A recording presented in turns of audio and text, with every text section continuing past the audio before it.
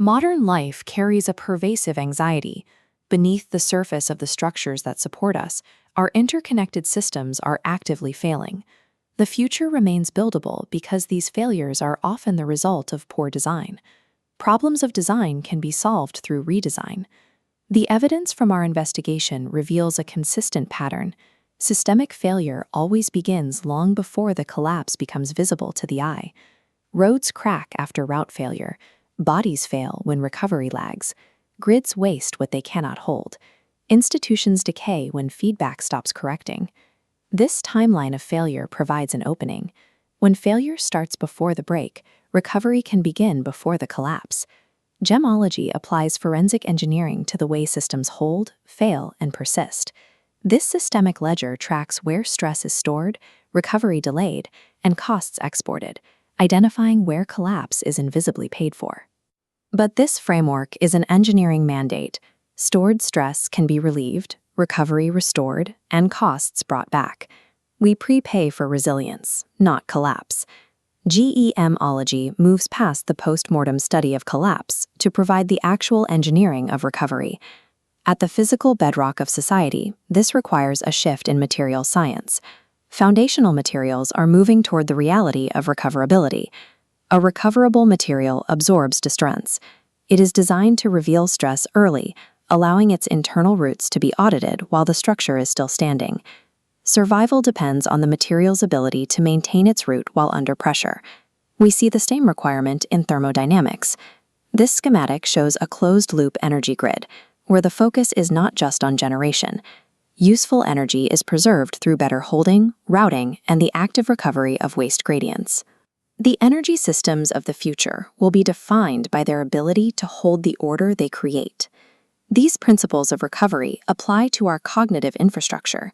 Centralized, opaque AI risks becoming a velvet cage, whereas distributed cognitive infrastructure allows for local resilience.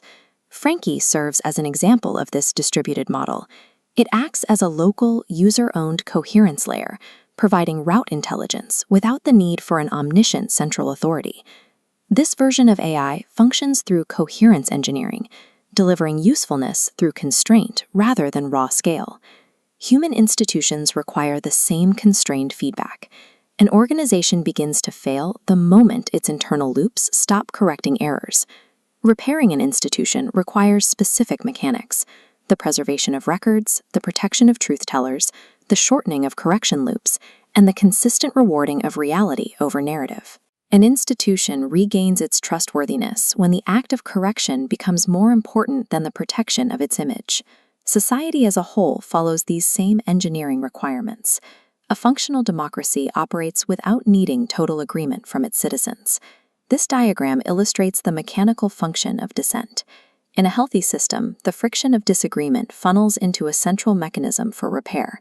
The tension drives the machine forward. Democracy survives by keeping disagreement permanently connected to the process of systemic correction. We have reached a point where yesterday's systems can no longer support tomorrow's complexity. The operating rules of the past are ill-suited for the high-stress realities of the present.